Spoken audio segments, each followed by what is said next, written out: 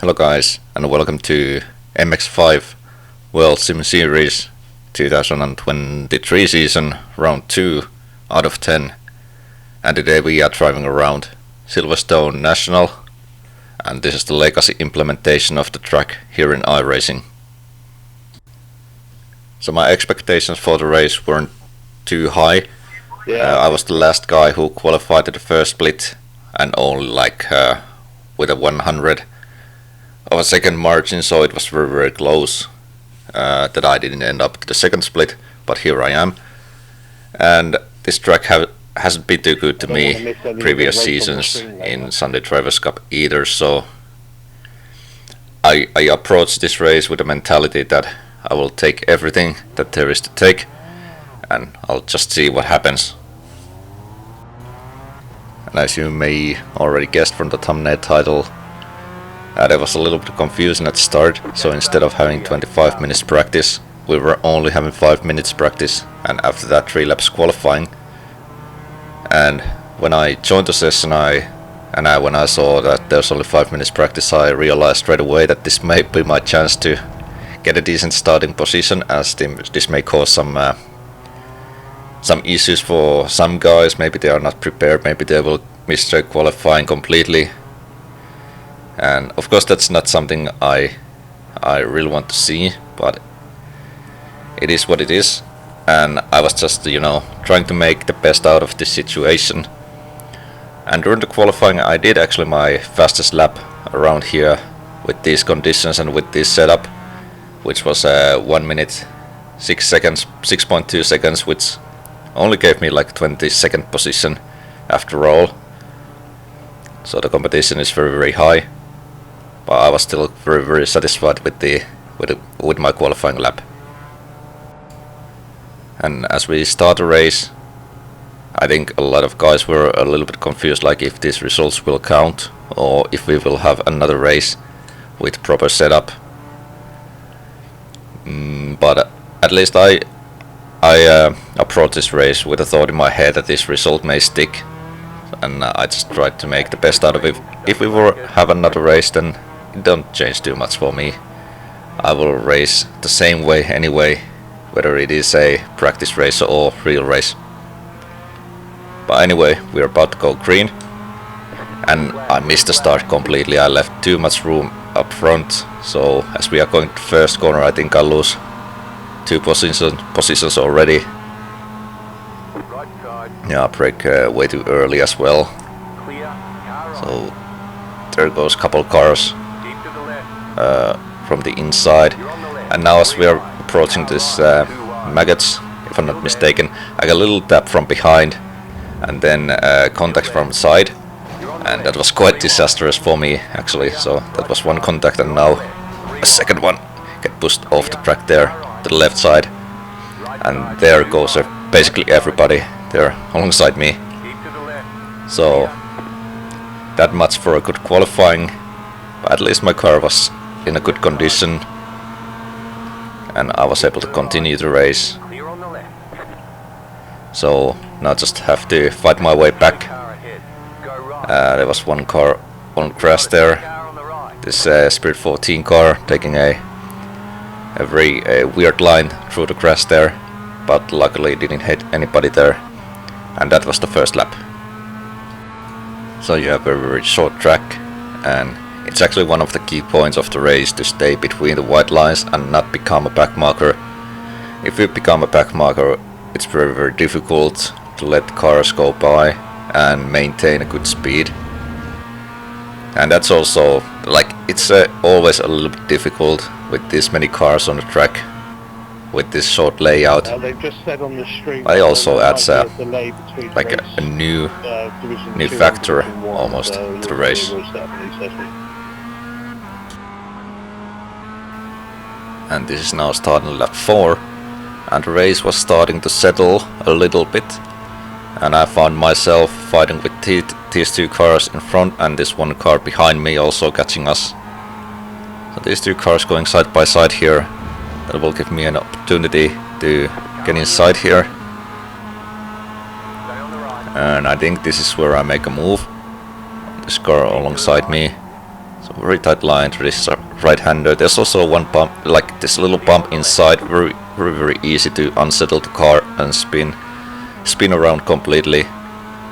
I think we saw that happening in the stream quite many times. Here I'm just holding the inside line like very defensively. We're still going side by side with this car. He's actually holding on very nicely. He's somewhere there. I'll leave room inside. We are going side by side. Still side by side. I guess he actually got a run on me there. Not giving up his position too easy. This very nice battling between the two of us. Of course, this Spirit 14 car is getting away from us now as we are fighting. I'm still trying to hang around here. But yeah, that was one lap, like one lap fighting, and wasn't able to make a move on him after all. The race continues. And again, a couple laps later, this is lap 8. As you can see, the car that I was just fighting with is now past the Spirit 14 car. Petro and Marimon in front of me. But we were still like very close to each other's there. There's one car on the left hand side going very wide. This actually, the exit of that corner is very weird. You can just take a very wide line and you don't lose too much time there. Anyway, I think this is where Petro is trying to retake his position there. Then going side by side, but here I see the door left wide open, so I go inside. So my opportunity. And yeah, we are still going side by side with Petro and Marimon there. I think I will gain a position there. Yes, I will have the inside line. Not fancy to move to the left there. I wasn't quite sure if there is room, so I take a little bit compromised line to this right-hander. But still managed to hold my position. And this is one lap later, so I'm now back to behind the Kelly Greenhoe, who I was fighting with early race, and this is my opportunity. I got a good run on him, put my nose in there, and I think, yeah, this is where I make a move on him. Going side by side. There's actually one car coming out of the pits. Let's see if he's caused any problems. No. Hold the car there very nicely. Now I'm having one car looking for the inside, one car looking for the outside, just trying to hold my car in the middle and make it as wide as possible. And Petro was actually following me through there, and he's now behind me. I don't think he's gonna make a move on. I have just enough gap so that he won't use the draft to like effectively. Wasn't quite sure, so I left still like room inside. As you can see, there's a lot of room inside there, but that will give me inside line to this right-hander, and that was a proper overtake by me.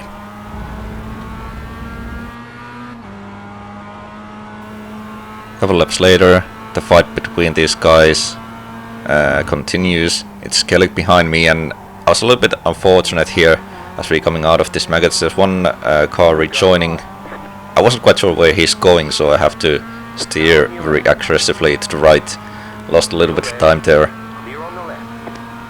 And yeah, now Kelly is in front of me again, and this one car is probably making a move on me. Yeah, I wasn't defending too much there. I thought I will let him go there and try to fight my way back. It is still a long race, and there's a lot of time still to gain those positions back. It's not like these cars gonna run away from me. We were having quite a decent, quite the same pace, and draft is very like effective here. So I just need to stick with these cars. This is now lap 14. We are going side by side, and I try to retake my position here. I thought I will try to make this outside line work. It's a little difficult to find pace and find grip from the outside. As you can see, I come off just a little bit short there. Wasn't able to make a move, but at least I tried. There's one car facing the wrong way on the track there. So at least I gained a free position there.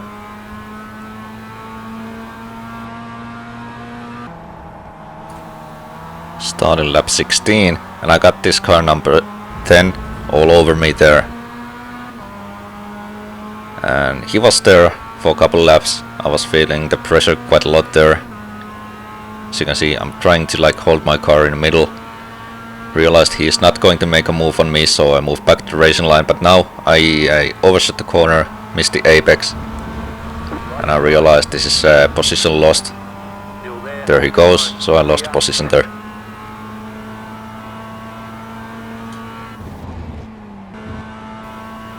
A couple laps later again, that car number 10 passed all of us, and this one car in front of me, actually the car who I tried to overtake from the outside line just a little bit earlier, he made a mistake there, so I managed to get the inside and make a move on him. So I gained position, and it was pretty much just me racing against these same guys the whole time, which was actually quite fun.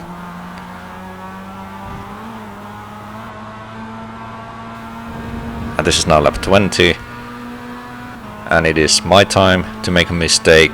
So I don't know what really happens here. Did I miss my braking point, or did I just apply the brakes wrong way? I don't know, but I overshot the corner and left the door wide open. It was very easy overtake for the guy behind me. And yeah, race is coming to an end soon, so not too many laps to go. So let's see if I can still catch these guys. And this is now the last lap of a race, and it seems like I'm way too far behind. So unless those guys in front are going to make a mistake, I think this 20th position is what I get, which of course is very good. I started from 22nd and finished the race in 20th, so I can only be happy about the result. Also, I found quite good pace during the race. I was able to go under 1 minute 6 seconds, so my fastest was 1:05.9, which of course is still like 0.7 seconds slower than the fastest lap of a race, but I was happy with my personal pace. And after the race there was a little bit confusion, like if these results will count, but at the end of the day they will. So this was the race and this result will stick. But yeah, that was the race. At this point I want to thank you all for watching, and we'll see you again in 1 month. Thank you and bye bye. Checkered flag, checkered flag. Okay, we'll get them next time.